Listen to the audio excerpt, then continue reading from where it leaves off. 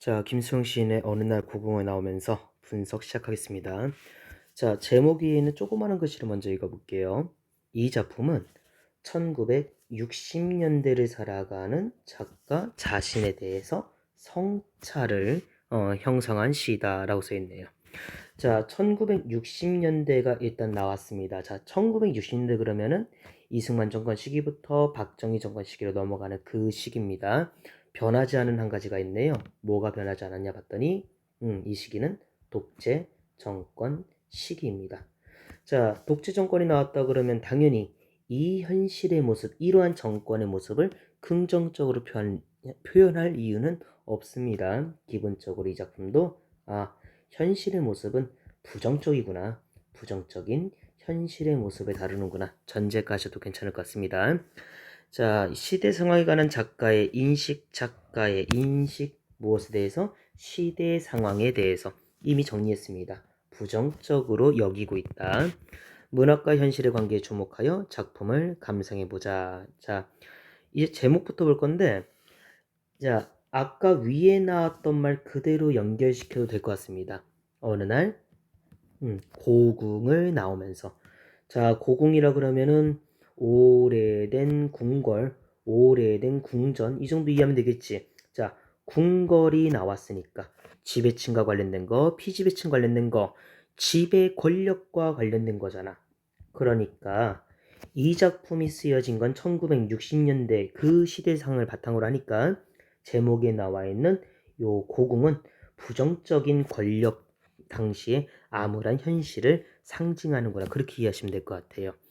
자, 이 작품의 화자는 제목에서 이미 나온 겁니다. 어느 날 고궁을 나오면서 경험을 한 거고요. 고궁을 나오는 경험을 한 거고 이 경험이 바탕이 되어서 어떠한 생각이 쭉 이어지는 겁니다. 어떤 생각인지도 위에 써 있습니다. 경험을 하고 아까 성찰을 했다며 경험을 통해서 어떠한 성찰, 고궁을 나오는 경험을 바탕으로 무언가를 성찰하는 시다. 이렇게 이해하시면 될 것 같습니다. 뭐 읽으면서 가볼게요. 자, 왜 나는 화자가 대놓고 나와 있습니다. 조그마한 일에만 분개하는가. 자, 쌤 여기 조그마한 일에다가 파란색으로 한번 이렇게 한번 세모 표시 한번 해볼게요. 긍정 부정 나누고 싶은 건 아니야. 긍정 부정 나누고 싶은 게 아니라고 분명 말씀드렸습니다. 자, 조그마한 일에만 분개하는가, 분노하는가, 분노하는가. 자, 저 왕궁 대신에 여긴 쌤 빨간색으로 세모 표시 해볼게. 저 왕궁 대신에 저 왕궁의 음탕왕 대신에 왕궁 앞에 제목이 나왔던 고궁 됐죠?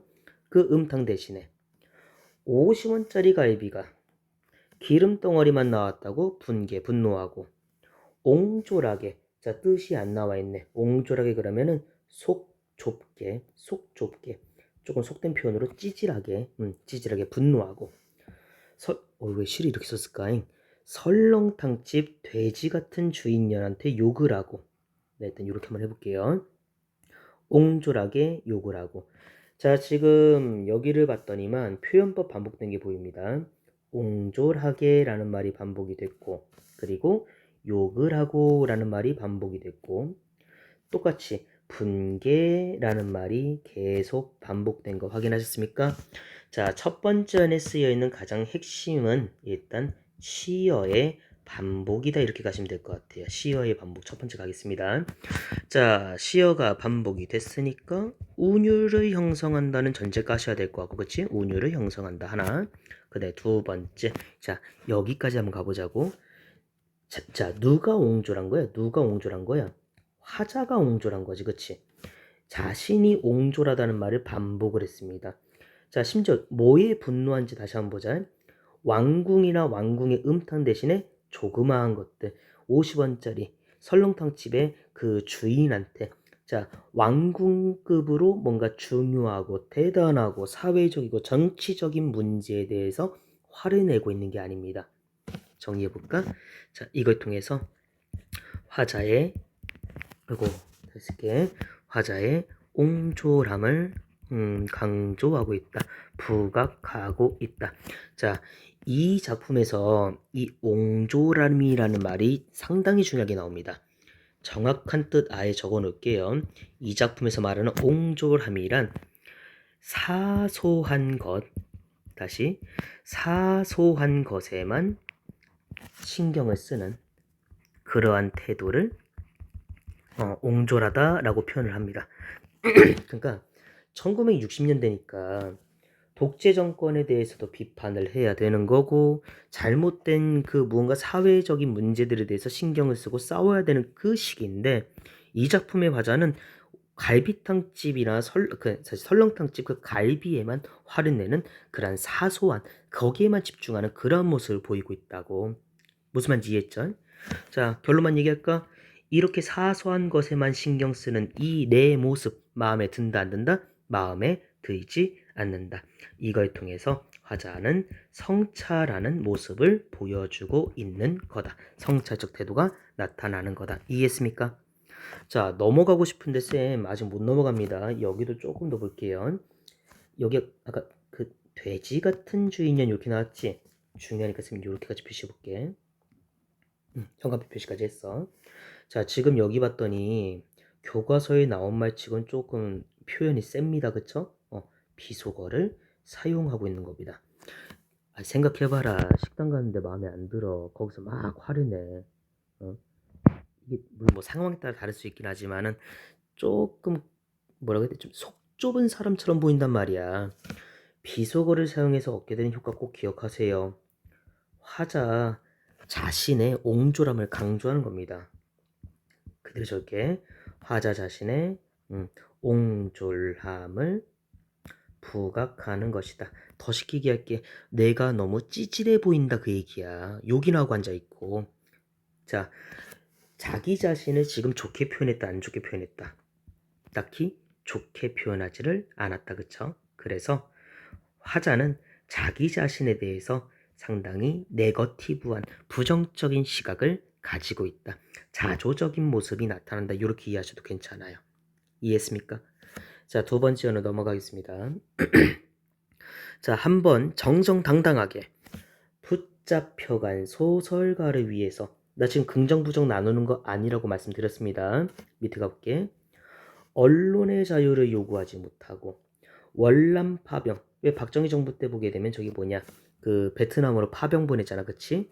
그것에 반대하는 자유를 이행하지 못하고 밑에 볼까? 20원을 받으러 3번씩 4번씩 찾아오는 야경꾼들만 증오하고 있는가? 자, 지금 여기 두 번째는 일단 요거 먼저 갈게요. 월남 파병이라든가 야경꾼들 나왔지? 야경꾼은 뜻 잠깐 볼까? 여기 있다. 밤사이에 화자나 범죄가 없도록 살피고 지키는 사람. 요즘에 이런 일 하는 사람도 있나? 딱히 없지 않을까? 요거 쌤 지금 현관표 표시한 얘네들 이거 싹 다 1960년대 시대상을 보여주는 시어다 이렇게 했습니다. 다시 1960년대의 시대 사회를 보여준 거다. 시대상을 보여주는 거다. 이 시어를 통해서 60년대 느낌 온다는 얘기야. 자, 아무튼 그들만 증오하고 있는가. 자, 이쯤 되면 정리를 해도 괜찮을 것 같습니다. 쌤이 지금 첫 번째 연부터 두 번째 연까지 파란색 삼각형이랑 빨간색 삼각형으로 구분한 거 보이시죠? 여기가 조금 넓어 보이네. 여기다 한번 왼쪽에 적어 볼게요. 자, 쌤이 지금 파란색으로 표시한 애들이랑 빨간색 표시한 애들 공통점 잘 이해하셔야 됩니다. 자, 빨간색으로 표시한 애들을 봤더니만은 왕궁은 땅 소설가 자유, 월남파병 자유 전부 다 사회적이고 정치적이고 뭔가 가치적이고 윤리적이고 중요해 보이는 문제들이다. 그쵸? 우리 자습서 같은 데를 보게 되면 뭐라고 써있냐면 이게 이 당시 지식인들이 신경을 썼어야 하는 본질적인 문제들이다. 이렇게 써 있습니다. 본질적인 것들이다. 자, 그러면 파란색 표시한 애들은요. 빨간색만큼 중요하지는 않은 것들. 사소한 문제들, 사소한 것들.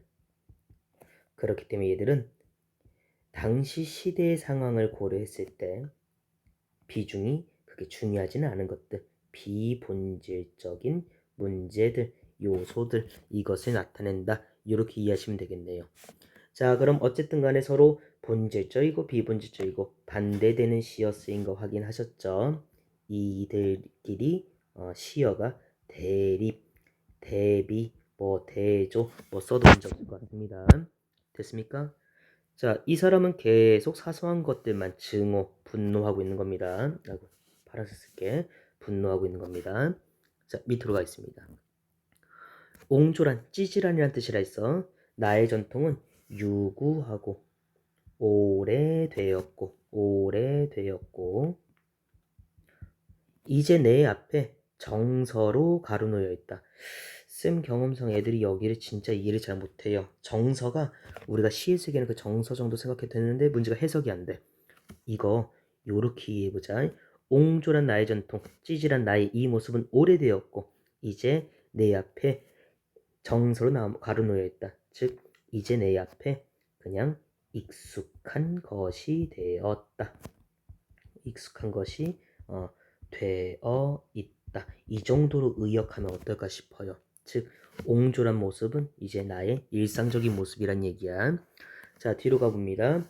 이를테면, 자, 지금부터 이 사람 과거 회상 나옵니다. 앞에 옹졸한 나의 전통이라 그랬잖아, 그치? 자, 이거에 대한 구체적인 예시가 제시되는 겁니다. 읽어볼게. 이런 일이 있었다.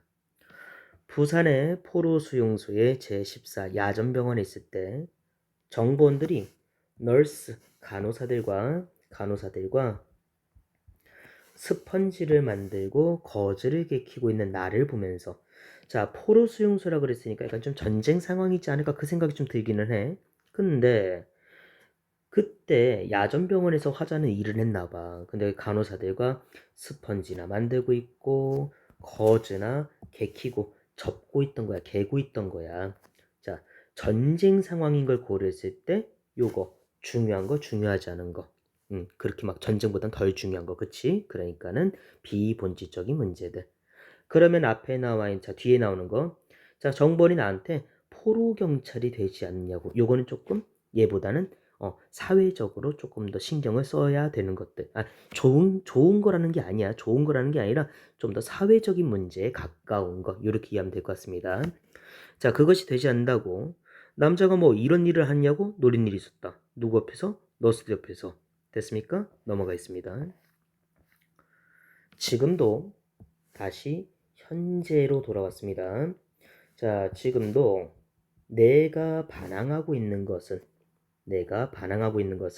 스펀지 만들기와 거즈 접고 있는 이가 조금도 다름이 없다. 아까 전에 우리 읽었죠? 익숙한 것이 되어 있었다. 오래되었다. 옹졸한 모습. 옹졸하게 뭐라고? 사소한 것에만 신경 쓰는 거라고. 그치? 변하지 않았던 얘기입니다. 다시 아예 적어놓을게. 화자는 변화하지 않은 겁니다. 자, 이어지는 세 줄 묶어보겠습니다. 개의 울음소리를 듣고 그 비명에 지고 길 가다가 개가 왈왈 짖으니까 뭐야 하고 얘가 그 진 거야. lose 모르겠다 발음. 밑에 갈게. 머리도 피도 안 마른 애놈의 머리에 피도 안 마른 어린 애의 투정에 진다. 자, 요렇게 한번 볼까요? 길 가다가 애기가 막 땡깡 부리니까 막 투정 부리니까 거기에 좌절해버린 거야. 굴복해버렸단 얘기야. 자, 요렇게 읽고봤더니만 화자의 모습 정리할 수가 있겠죠. 화자는 세다, 약하다. 상당히 나약하다. 나약하다는 것은 무력하다, 무기력하다. 딱히 힘이 있는 그런 존재가 아닌 거야. 그냥 옹졸한 찌질한 사람인 거야. 그래서 이런 말 나옵니다. 떨어지는 은행나무 잎도 내가 받고 가는 가시밭이야. 가시밭이야. 얘는 강조 이렇게까지 해볼게요. 자, 그렇기 때문에 떨어지는 은행나무 잎 하나도 나는 밟기가 어려워. 왜? 나는 그만큼 약하니까. 그렇게 살아가는 내 삶 고통스럽다는 얘기입니다. 다시 할게요. 자, 화자는 그만큼 옹졸한 것이고 그러한 옹졸한 삶 자체가 상당히 고통스러운 삶이다. 이렇게 이해하시면 될 것 같아요. 그러니까 만족하고 있다, 불만족하고 있다. 상당히 불만족스러운 삶을 살고 있다. 이렇게 가시면 되겠죠. 밑으로 갈게. 아무래도 나는 비켜 서 있다. 절정 위에는 서 있지 않고 여기 볼까? 자, 절정 위라는 말이 나왔습니다. 서 있지 않고 암만 해도 조금쯤 옆으로 비켜서 있다. 그리고 조금쯤 옆에 서 있는 것이 조금쯤 비겁한 것이라고 알고 있다. 자, 일단 느낌표가 나왔으니까 영탄적인 어조가 나왔다 그러면 무조건 맞는 말 가시면 될 것 같고, 자, 요것도 좀 정리하겠습니다. 자, 여기 지금 두 개 씌워 보이셔야 됩니다. 절정 위가 있고 그 옆에 조금쯤 비켜 서 있는 조금쯤 옆자리가 있잖아, 그렇잖아. 자, 화자가 지향하는 삶의 모습이 지금 나온 겁니다. 절정 위에 서 있어야 되는데 조금쯤 옆에 서 있고 그게 비겁하다 그랬지. 조금쯤 옆에 서 있는 것은 긍정적인 거, 부정적인 거. 그렇지. 부정적인 인식이 보이는 삶이고, 아이고 왜 이렇게 지워질까? 인식이 나타나는 거고, 절정 위에 서 있어야 내가 생각하는 긍정적인 삶이 되는 겁니다. 무슨 말인지 이해했지? 다시 이 절정 위에 살아가는 것이 화자가 지향하는 삶의 모습이다. 교과서가 왜 이렇게 그림을 필기하기 힘들게. 자, 그럼 이 화자가 지향하는 삶은 어떠한 삶이냐? 본질적인 문제들, 본질적인 것들, 이것을 외면하지 않는 그러한 삶의 모습이 될 겁니다. 그럼 조금쯤 옆에 서 있다라고 하는 것은 그 본질적인 것들을 바라보지 못하는 삶의 모습. 아래로 쓸게요. 오른쪽 너무 그림이 좀 그래서 비본질적인 혹은 사소한 요것들에만 집중하는 그러한 삶. 따라서 사회적인 문제를 해결하는 것이 아니라 그냥 바라만 보는 방관적인 삶의 모습이 얘는 싫은 겁니다. 이 화자는 이 모습이 싫은 겁니다. 이해하셨죠? 그것이 비겁하다라고 했으니까 앞에 적었던 자조적인 인식, 자신에 대한 셀프 디스가 나타난다. 이렇게 정리하시면 될 것 같습니다. 자, 밑으로 내려가 보겠습니다. 그러니까 이렇게 옹졸하게 반항한다. 자, 이발쟁이에게 땅 주인에게는 못하고 이발쟁이에게 구청 직원에게도 못하고 동회 직원 그러면 지금 따지면은 그냥 동사무소 직원에게는 못하고 야경꾼에게 20원, 10원 이런 때문에 우습지 않냐 이런 때문에. 자, 일단은 하나씩 보겠습니다. 자, 이 화자는 같은 말 반복. 세모친 애들. 잠깐 미안해요. 정말 미안해. 여기 잠깐 지울게.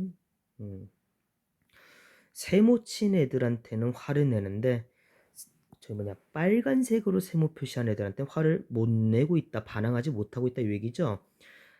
빨간색으로 세모 표시한 애들은 강자들. 파랑색으로 세모 표시한 애들은 약자들. 화자는 이들에게만 반항을 하고 있다고 얘기를 했습니다. 센 사람 앞에서 약하고, 약한 애들 앞에선 강하고, 찌질하잖아, 그렇잖아. 요것도 마찬가지로 화자의 옹졸함, 이것을 보여주는 대목이다. 이렇게 이해하시면 될 것 같습니다. 자, 근데 여기 놓치면 안 되는 표현법 있다. 20원 때문에, 10원 때문에, 1원 때문에 점점 작아지죠. 그치? 점, 강, 법이라고도 하고 요새 수능에서는 점강법이라는 용어도 잘 안 나오는 것 같아요. 그냥 점층적이다 이렇게 해도 괜찮을 것 같아. 그 애들 좀 착각하는 게요. 점강법 그러면 뭔가 점점 작아지는 거, 점층이라 그러면 점점 커지는 거 이렇게 이해하는데 엄밀히 따지면 뜻은 이래요. 점강법은 점점 작아지는 거. 예, 여러분들 알고 계신 거 맞습니다. 점점 작아지거나 점점 약해지거나 이건데 점층법 뜻은 정확히 좀 이해하자. 점점 심화되는 겁니다. 아니 20원, 10원, 1원 좀 작아진 거 맞지? 작아진 거 맞는데 점점 작아지면서 심화되는 것도 맞잖아. 그렇잖아. 그러니까 엄밀히 따지면은 점강법이 점층법에 들어갑니다. 됐습니까? 아무튼 그러한 자신의 모습이 우습답니다. 우습답니다. 자조적인 태도 계속 나오고 있습니다. 뒤로 갈게요. 자, 모래야. 나는 얼만큼 작으냐? 바람아 먼지야 풀아. 나는 얼만큼 작으냐? 정말 얼만큼 작으냐? 자, 지금 여기를 봤더니 V 표시 안에 볼까요? 자연물들이 일단은 열거되어 있고, 참고로 이들을 부르고 있죠. 의인화시키고 있는 겁니다. 부르고 있으니까 사람처럼 부르고 있잖아. 의인화된 겁니다. 자, 근데 문제는 뭐냐면 이 자연물들의 공통점을 기억하셔야 돼. 모래, 바람, 먼지, 풀. 뭔가 작은 것들. 정리했습니다. 작은 존재들. 그 조그마한 애들한테 얘기하는 거야. 나는 얼만큼 작냐고. 즉 화자는 이들보다, 이 작은 존재들보다도 작다라고 이해하시면 되겠죠. 그치? 그래서 이 사람은 다시 같은 말을 몇 번 쓰는지 모르겠다. 자조적인 인식이 나타난다. 특히나 나는 얼만큼 작으냐, 나는 얼만큼 작으냐, 얼만큼 작으냐. 반복법 쓰인 거 보이시죠? 반복을 통해서 이 인식을, 이 부끄러움을 강조하고 있다. 이렇게 가시면 되겠습니다. 자, 이 마지막 년이요. 이 작품에서 은근히 애들이 많이 놓치는 포인트입니다. 뭘 놓치냐? 자, 그 반성을 했어. 그렇잖아. 시대가 이런데 나는 왜 이렇게 소극적으로 살고 있냐고. 왜 이렇게 사소한 것들만 신경 쓰냐고. 반성은 분명 했다고. 근데 문제는 뭐냐면 작품의 그 어디를 보더라도 반성만 하고 있고 셀프 디스만 하고 있지 실천 의지까지 나아가지를 못합니다.